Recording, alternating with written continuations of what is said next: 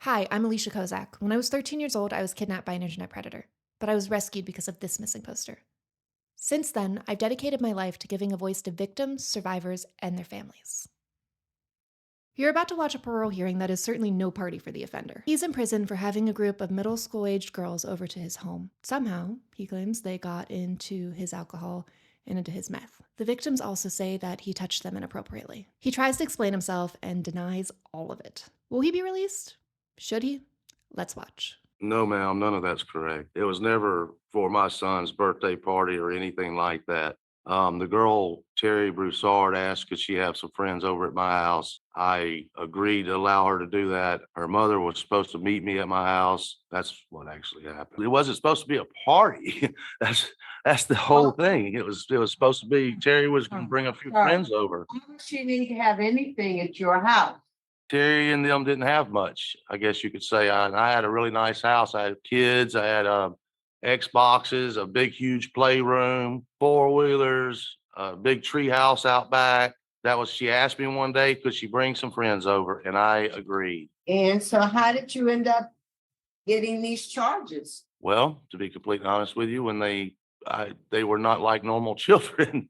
To to be completely honest, when we got to the house, I was supposed to meet Terry's mother there. I immediately started asking her where she was, and she didn't answer back. I started cooking pizzas, trying to feed them.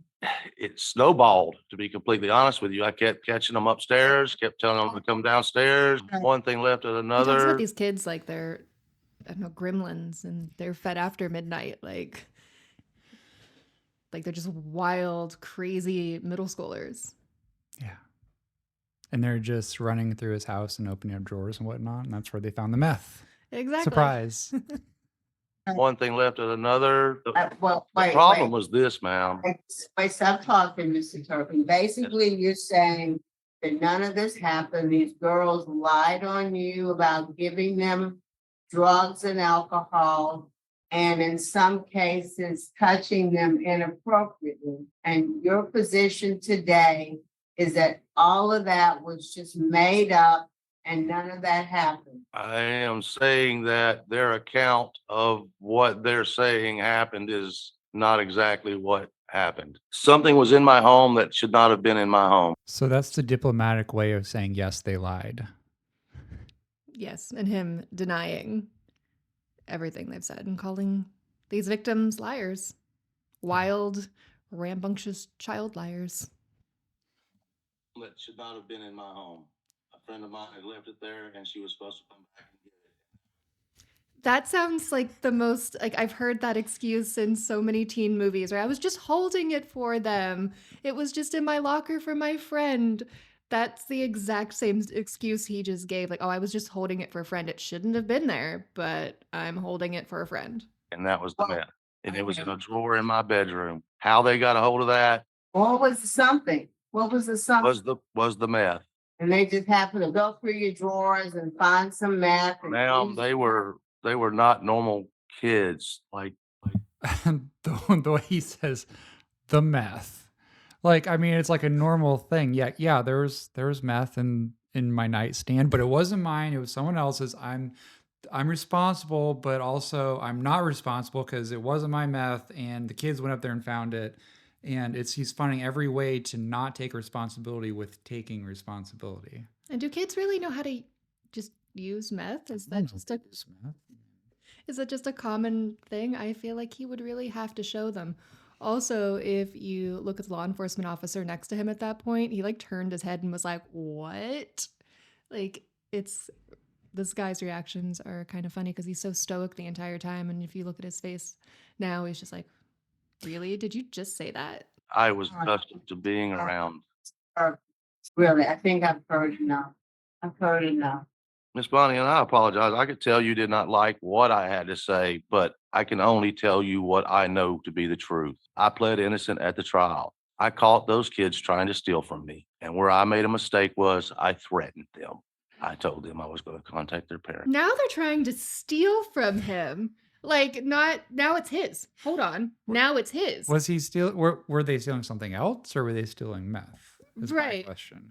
Their parents, and all hell broke loose.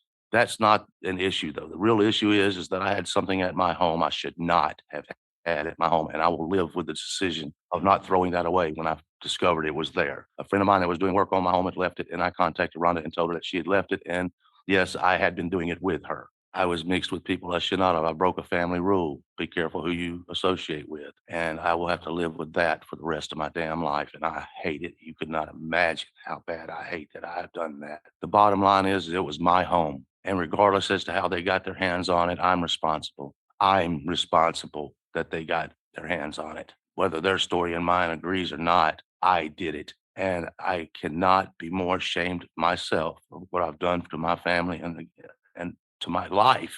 I will never recover what I have lost. The financial is well over $1 million, and that doesn't mean shit to me compared to the loss of being with my family, the respect, the shame I brought on my family. These things I can never recover. I can only try. Shit, I ain't never cried, man. I don't know what else to say, ma'am. I've been here for 4 years. I was told never to tell you guys that I'm innocent. Okay, I'm not innocent. I just didn't do what they said I did, but they did get their hands on something. It was in my home, and I am responsible. And I don't know what. So he's saying he's not innocent, but clearly it's just it's a ploy to not take responsibility. He is a pro deflector, and I'm watching this, and what I'm seeing is okay, right now, I need to take responsibility, not too much responsibility, but I need to take responsibility and I need to show remorse. So, oh, I'm crying. I've never cried before. It's the first time I've ever cried in my whole life. And so now you're going to listen to me, and now I've hit the points for my release. He's deflecting and saying what they want to hear. What else to tell you? Other than that, I don't know what the future holds. And I accept whatever you guys give me. I deserve whatever the hell happens to me. Thank you, guys. I don't know if you're in denial about what happened, but I am concerned about it for a number of reasons. There's strong opposition from law enforcement. There's opposition from the victims, and you really haven't taken a lot of programs. Today, my vote is to deny because of the opposition and because of the lack of programs. I just didn't. I'm gonna die, I'm talking, not you. All right, you have 2 votes to deny. I'm also gonna vote to deny your parole for the same reasons as stated. 3 votes to deny. Today, your parole's been denied. Good luck to you. I think what was important to me that wasn't actually talked about in this was how he actually, according to the court records, had tried to get two of the two juveniles to assault each other. Um, in the end, he wasn't convicted of that, and so there's no record of him being a sex offender or anything like that. This would appear to be a very minor thing if you looked at just the records, but unfortunately, we can see from his story and the denial and what actually happened. This is actually a very serious case. But you would never know that by just the title of it. I'm thinking too about these victims and how frustrating it must be that from what we're hearing here, only a little bit of that story is being told. And they're opposing his release. They may be afraid of this man. He may still be in their social circle. We don't know. But I think this story is even darker than from what we're hearing. Like when we're watching this, we're laughing because it is the way that he presents himself is just humorous. The way that he talks so casually about hardcore drugs is just kind of humorous. But I think there's so much that's darker going on here that we don't get to hear. Yeah, that's true.